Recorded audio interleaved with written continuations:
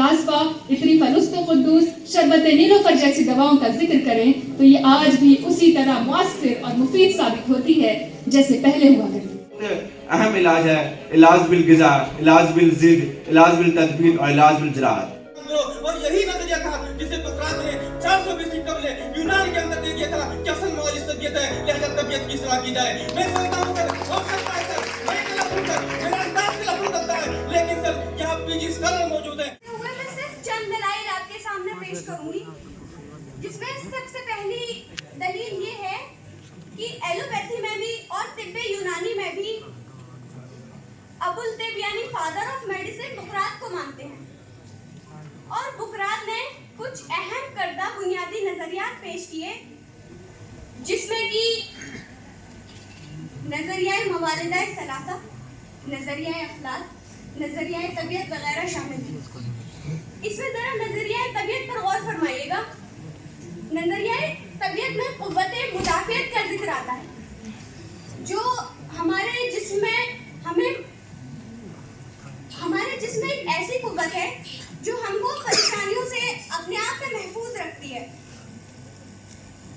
अलीगर अभी ये वक्त ऐसा गुजरा है कोरोना वायरस का कि जिसमें अंग्रेजी दवाओं के अतिब्बा ने जरासीम कश को बहुत इस्तेमाल में लाया और पहली, दूसरी, तीसरी, चौथी, यहाँ तक कि 5वीं नस्ल तक बना दी और उसमें पैसा और वक्त सर्व किया। लेकिन आखिरकार तिब्बे यूनानी का बुनियादी नजरिया कंसेप्ट ऑफ इम्यूनोमॉड्यूलेशन को ही इस्तेमाल में लाना पड़ा, जिससे कि हजारों लोगों ने इस्तेफादा हासिल किया। अगर बुनियादी नजरिया फरसूदा हो चुके होते क्या तो लोगों को शिफा मिलती? ये तो सिर्फ एक दलील थी, बल्कि इसी दौरान इनहेलेशन प्रोग्राम मुनकिद किया गया, जिसमें आपके कलौंजी वगैरह इन सबको इस्तेमाल करके इनकी भाप ली गई, जिससे हलक में मौजूद, गले में मौजूद तमाम फूनत से राहत मिली। अगर बुनियादी नजरियात फरसूदा हो चुके होते तो क्या लोगों को इतना इस्तेफादा होता? सदैलिकार असल में हकीकत तो ये है कि हमें खुद को ही इल्म पॉइंट है। हमारे यहाँ गलत फहमी है कि हमारे यहाँ तिब्बे यूनानी में दर्द का इस्तेमाल नहीं। इस गलत फहमी को दूर किया जाए, और अगर है तो कम ज़ख़ीरा है। इसकी मिसाल यूँ समझे कि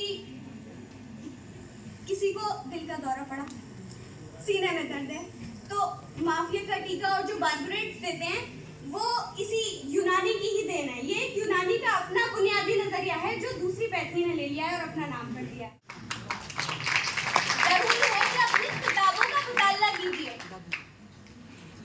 अली वकार, अभी हाल फिलहाल में ही अलीगढ़ में डेंगू बहुत तेजी के साथ फैल रहा था और इसमें दमी डोजन बहुत तेजी के साथ घटती है, जबकि एलोपैथी की जो दवाएं हैं उसमें एक खास किस्म का उरूक होता है जो पापाई के पत्तों में पाया जाता है। ये हजारों साल पहले हमारे तिब्बी यूनानी किताबों में मौजूद है। क्या फरसूदा हो गए तो किताबों का तो मुताला करें। यहाँ की बुनियादी नजरिया तो मुझे इतना इल्म यहाँ पर नहीं, जैसे कि हमारे भाई अभी कहकर गए कि इल्तिजा करके गए कि एक ऐसा प्रोग्राम मुनकिद किया जाए जिसमें तिब्बे यूनानी की बातचीत, तिब्बे यूनानी के इल्म को सामने रखा जाए। तो मैं अपने बड़े भाई से कहती हूँ इस साल से इंडक्शन प्रोग्राम कराया गया है। मौजू है क्या तिब्बे यूनानी के बुनियादी नजरियात फरसुदा हो चुके हैं? जनाब हकम हजरात, मैं इस मौजू की मुखालफत में बोलने के लिए खड़ा हुआ हूँ और यहाँ से जाते जाते मैं इस चीज़ को साबित करने की कोशिश करूँगा कि तिब्बे यूनानी के बुनियादी नजरियात आज भी जिंदा और फाइंदा। आंखें अगर हो बंद तो फिर दिन भी रात है, आंखें अगर हो बंद तो फिर दिन भी रात है, इसमें कसूर क्या है वाला आफ्ताब का। मेरे फाजिल मुकर्रिर ने आज एक खुददार और खुद मुख्तार तिब के हाथों में जदीदियत और मॉडर्नाइजेशन का कशकोल थमाते हुए इस बुनियादी नजरिए को फरसुदा बताते हुए यहाँ से रुखसत हो गए।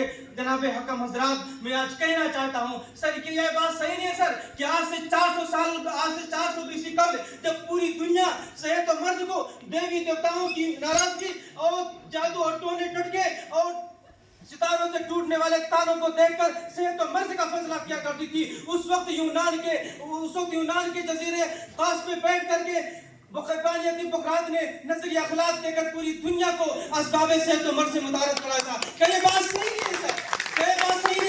कि आज कोई भी डिजीज हो, कोई भी बीमारी हो, इन्हीं चारों अखलाक, इन्हीं चारों खिल्त के दरमियान घूमती है।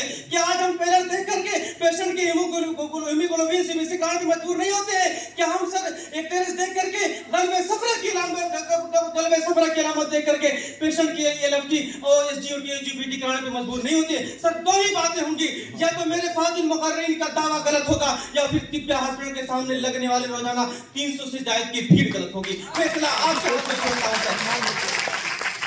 ये बात सही है सर। क्या आज कोविड-19 के उस आलमी वबा के दौर में जब पूरी दुनिया ये सोच रही थी कि शायद कल का सूरज किसे नसीब होगा कि नहीं होगा, WHO का प्रेसिडेंट जिनेवा के हेडक्वार्टर के किसी कोने में बैठ करके एक मामूली से बयान दे करके पूरी दुनिया से दामन छुड़ा लिया कि अपनी इम्यूनिटी मजबूत करो, इम्यूनिटी स्ट्रांग करो। और यही नजरिया था जिसे बुकरात ने 400 BC कबले यूनान के अंदर दे दिया था कि असल मौलिस तबीयत है, लिहाजा तबीयत की इस्लाह की जाए। मैं सोचता हूं सर, हो सकता है सर मैं गलत हूं सर, मेरा अंदाज गलत हो सकता है, लेकिन सर यहाँ PG स्कॉलर मौजूद है, UG के स्टूडेंट मौजूद है, तिब्बे यूनानी के नंबरदार मौजूद है। इतनी बड़ी तादाद में किसी गलत बात पर तालियां ना लगा रहे हो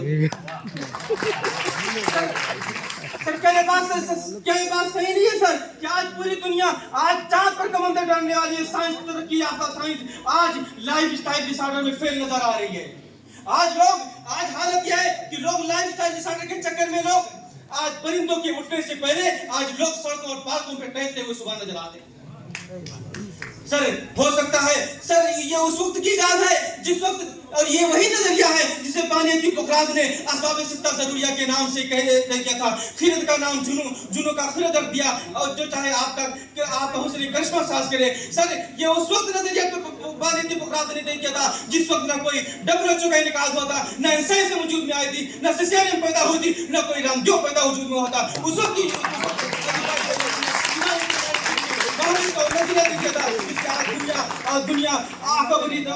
दुनिया हसरत भरी निगाहों से देख रही है, बस नाम बदल रही है। या शर्मायार के चक्कर में लोग यूनानी ना कह सकते हो, लेकिन उसे रेजिमेंटल थेरेपी का नाम जरूर देना पड़ेगा। यूनानी का नाम ना लेंगे, लेकिन अपने तमाम दर्शकों से गुजारिश करूंगा कि हमारे मुखालिफिन के दावे को रद्द करते हुए इस बात पर इत्तफाक किया जाए कि तिब्बे यूनानी के बुनियादी नजरियात आज भी जिंदा और फाइंदा है। अस्सलाम वालेकुम। मौसर साबित होती है। आज भी गैर मुताद्दी अमराज में यूनानी का कोई बदल नहीं। वजउल मफासिल, नक़रस, क़ुरूह मेदी, बर्स, दाउस सदफ जैसे अमराज में भी यूनानी अपना जलवा दिखाने में किसी कदर पीछे नहीं। मौजूद सामईन, फर्स्ट जनरेशन एंटीबायोटिक आई और कुछ दिनों में मादूम हो गई। सेकेंड जनरेशन एंटीबायोटिक आई और कुछ ही सालों में जिस्म के खिलाफ मुजाहमत यानी रेजिस्टेंस दिखाने लगी। थर्ड जनरेटिक एंटीबायोटिक आई और उसका भी यही हाल हुआ, और अब फोर्थ जनरेशन एंटीबायोटिक चल रही है और तजुर्बा कहता है कि कुछ ही सालों में मादूम हो जाएगी। लेकिन अगर दूसरी तरफ हम जवारिश जालिनूस, माजून फ्लास्फा, इतनी फलुस्तो कुद्दूस, शरबत नीलोफर जैसी दवाओं का जिक्र करें तो ये आज भी उसी तरह मुअस्सिर और मुफीद साबित होती है जैसे पहले हुआ करती थी। तरीका इलाज इसका जुदा है, खुदा की इस पर मुसलसल आता है। मुख्तलिफ तिब है तिब्बे यूनानी, दवाओं में इसके शिफा ही शिफा है।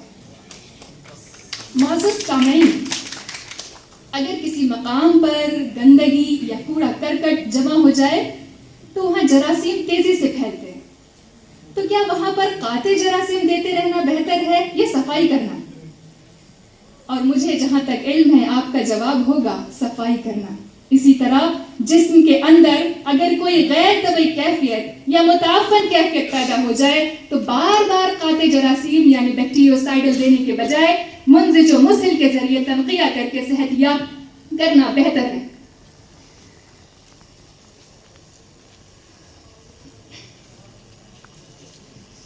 और मौजूद सामईन, ये यूनानी के बुनियादी उसूलों में से एक उसूल है। हाज़रीन, इन्हीं सब मुख्तलिफ उमूरों पर रोशनी डालें तो ये बात साबित होती है कि हमारे अतिब्बा ने जो उसूल और ज़वाबित पेश किए वो कारगर साबित होते हैं हर ज़माने में और तहकीक के काबिल हैं। यही वजह है कि आज यूनानी के बेशतर जगहों पर कॉलेजेस खुल रहे हैं, सीटें बढ़ रही हैं, हत्ता के आलमी मकाम पर भी आयुष को सराहा जा रहा है। मैं आखिर में बस इतना कहना चाहूंगी कि यूनानी आबाद था, आबाद है और आबाद रहेगा। शुक्रिया।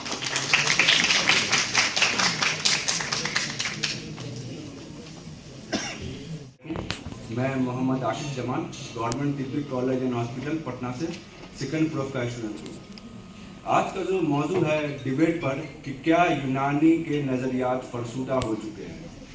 अभी तक जितनी भी डिबेट हुई उनसे ये नज़र नहीं आया कि हम कोई हेल्दी डिबेट कर रहे हैं और इसके पॉजिटिव और निगेटिव फीडबैक दे रहे हैं। ये एक कहानी के बेस पे बता दिया गया जो कि तारीख तिब्ब की बुक में मौजूद है।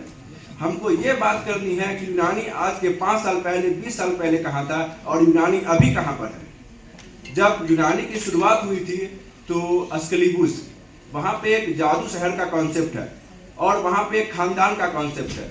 उसके 16वें जनरेशन में बुकरात आए। उसको तिब्ब इल्हाम से हासिल नहीं हुआ, एक फैमिली के तहत उसको हासिल हुआ। उसने अपने तहकीक और तजवीज़ के बुनियाद पर इसको सारे तोहमात से इसको अलग किया। वहाँ पे यूनानी फरसुदा नहीं हुए, वहाँ पे यूनानी खतरे में नहीं आए, वहाँ पे यूनानी खुल के आए।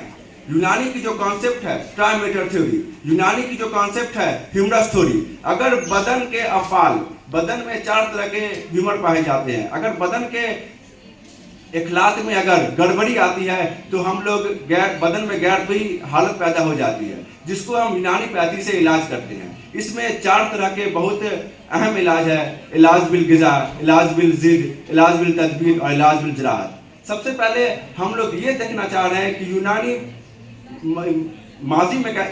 माजी में कैसा है और हाल में कैसा है, मुस्तकबिल में कैसा है। अभी हमारे पास अगर हम ये कहना चाहें कि यूनानी का ये गोल्डन एरा चल रहा है तो ये किसी से कम नहीं है। यहाँ पर यूनानी पैथी खड़ी है, वहाँ पे एलोपैथ भी खड़ी है।